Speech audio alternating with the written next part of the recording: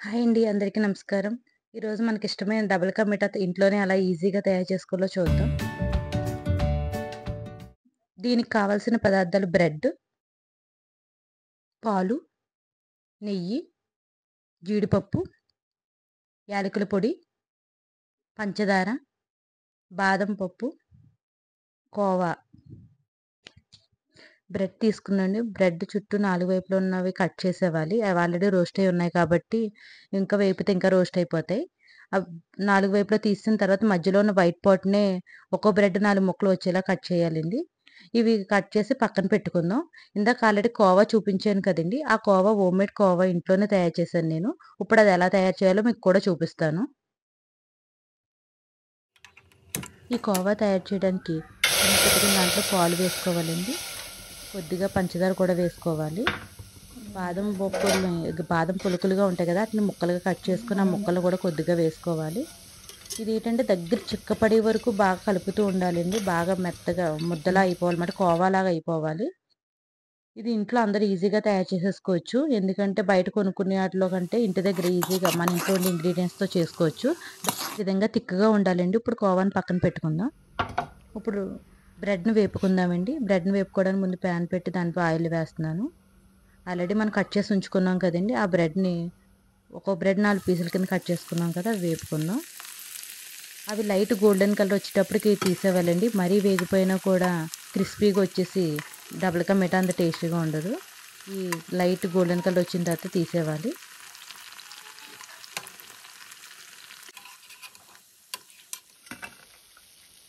ఎక్కడ పడింది?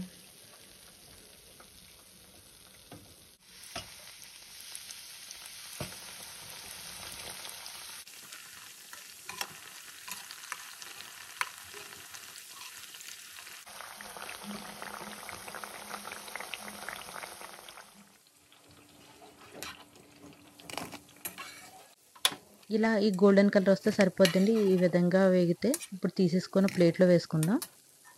ఇప్పుడు పాకం పడదామండి. పంచదార వేసుకుందాం కొద్దిగా. దాంట్లో కొద్దిగా వాటర్ వేద్దాం. అది కొంచెం పంచదార కరిగే వరకు ఉంచి యాలకుల పొడి వేద్దాం. అది కొంచెం మరిగే వరకు ఉంచాలండి. కొంచెం కలుపుతూ ఉంటే మరుగుతుంది. అది బాగా మరిగిన తర్వాత ఆల్రెడీ బ్రెడ్ ముక్కలు వేపుకొని ఉంచుకున్నాం కదండీ! అవి దీంట్లో వేసేయాలి. వేసి అవి బాగా మెత్తగా ఉడికే వరకు ఉంచాలి. ఉంచిన తర్వాత మనం ఆల్రెడీ కోవా తయారు చేసుకున్నాం కదండీ! ఆ కోవాను కూడా దీంట్లోనే వేసుకోవాలి.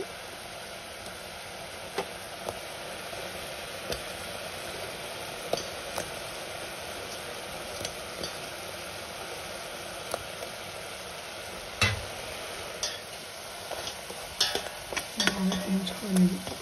అవును.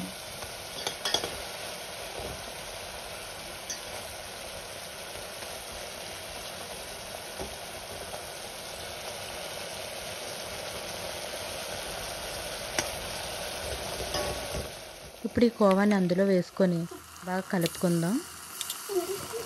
అది బాగా కలుపుకున్న తర్వాత బాగా ఉడకాలండి కాస్త. ఆ ఉడికే టైంలో మనం పక్కన ఒక ప్యాన్ పెట్టుకొని జీడిపప్పు వేపుకుందాం.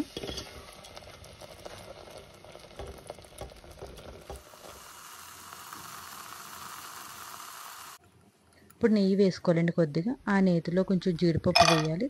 ఇది లైట్ కలర్ వేగితే సరిపోద్దండి. మరీ వేగవసరం లేదు. ఇవి వేగిన తర్వాత నేతితో పాటు మనం ఆల్రెడీ ప్రిపేర్ చేసిన డబుల్ కా మీఠాలో వేసేయాలండి. డబుల్ కా మీఠా రెడీ అయిపోయిందండి. ఇంతే అండి, చాలా ఈజీగా చేసుకోవచ్చు. ఈ డబుల్ కా మీఠా గనుక మీకు నచ్చినట్లయితే లైక్, షేర్, సబ్స్క్రైబ్ చేయండి.